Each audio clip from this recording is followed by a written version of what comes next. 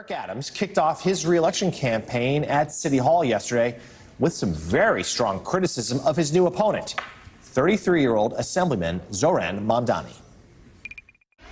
This election is a choice between a candidate with a blue collar and one with a silver spoon. A choice between dirty fingernails and manicured nails. A choice between someone who delivered lower crime, the most jobs in history, and the most new housing built in decades, and an assembly member who did not pass a bill. None. It's a choice. Selection is a choice between real progress and empty promises. A future for working people, not a fantasy state. Adams chose to run as an independent candidate this cycle after a series of scandals made it clear he could not win the Democratic Party's primary, as well as the impression that he's beholden to President Trump. But with the emergence of Mamdani, the incumbent mayor is gaining support from some of the business leaders who had been backing former Governor Andrew Cuomo. Cuomo undecided at this point if he will still try to run in the general election, also as an independent. Joining us now, business and finance editor at Semaphore, Liz Hoffman. She co-authored a new piece with the headline, Eric Adams suddenly finds overwhelming support from New York City's desperate business elites. Liz, good to see you this morning. Look, we've spent a lot of time the last couple of days talking about Zoran Mamdani and why he is exciting to Democrats. He's young, he's charismatic, he's a good communicator.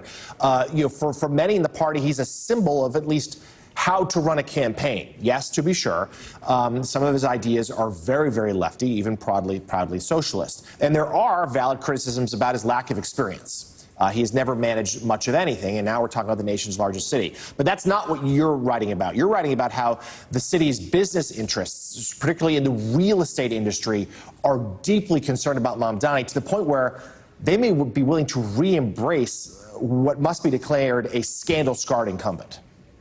Yeah, the capital class is frankly freaking out and casting around for alternatives. Adams is the one closest at hand, which is why, the gravity is kind of centered around him the last couple of days. I wouldn't be surprised to see some other names get floated over the next couple of weeks, but they are desperate for an alternative to Mamdani, as you said. Look, he has some very progressive economic policies.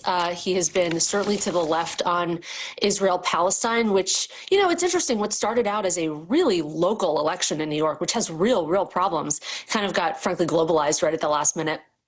So yeah, the business community is deeply spooked right now.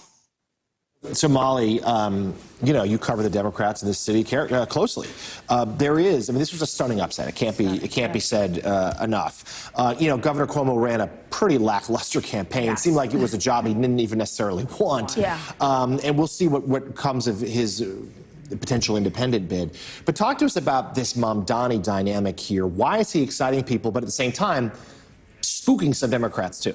Yeah, this is a really interesting primary. Now, I wonder, and I'm curious what Liz has to say about this too, ranked choice voting played a big role in this win, right? Because we saw alliances made, we saw people supporting each other. It was just a very different kind of campaign. Cuomo did not support, he said, I think he was going to rank Whitney Tilson. He wasn't as involved in that at all. The mayoral is not ranked. It's an actual straight-up contest. So I'm curious, do they think that would help them? Do they think that because they would have Adams and Cuomo? Just the math does not seem to be mathing to me. Mm. Yeah, I think the worst case scenario for the centrists, for the business community, is that you have Cuomo and Adams and anyone else on that ticket, because that will absolutely fracture the anti-Mamdani vote.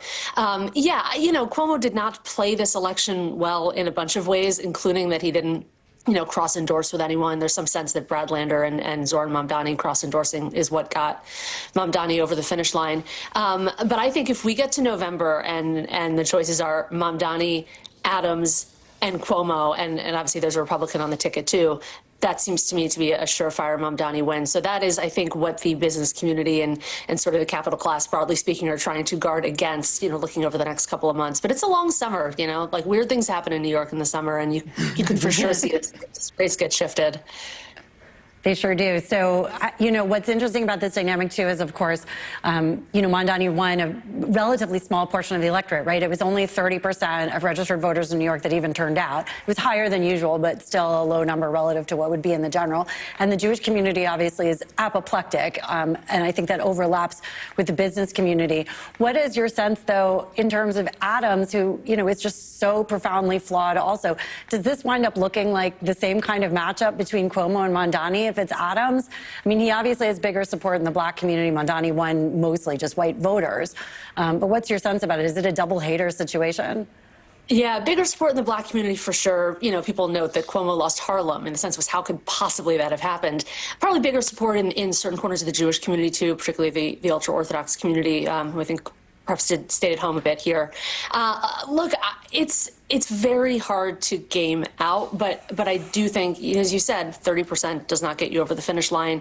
But Adams is just extremely flawed, and look, he's embraced that, right? His sort of relaunch was, never quits, still delivering, and really putting himself in opposition to Mamdani, who has very little in the way of accomplishments and track records. It'll come down to, I think, really interestingly, some hyper local issues, right? Mm-hmm. Rent stabilization. Should the city be in the grocery store business? And when you talk about things that not even spook, but just really annoy the business class, it's things like that, right? Like government running business grocery stores seems insane to them. You'll have these hyper local issues that are going to get really heated as the summer goes on. And then this massive global backdrop, right? And we're going to end up hearing a lot about Israel in, an election over the next couple months for a giant city that has huge problems on a block-by-block level. Yeah, and the bet from whether it's Cuomo or Adams is that with more scrutiny that perhaps Mamdani's glow wears off. But it must be said, just having the D next to his name, he's the Democratic nominee. That's going to persuade a lot of people to cast their ballot for him. And as far as Adams, it's not just the scandals. It's hard for him to point to much of a record to run on. I don't think 20% his approval rating even was low even before the charges of corruption and association with Donald Trump. It's going to be a fascinating race to watch. Business and finance editor for Semaphore, Liz Hoffman. Liz, thank you so much. Thanks for having me.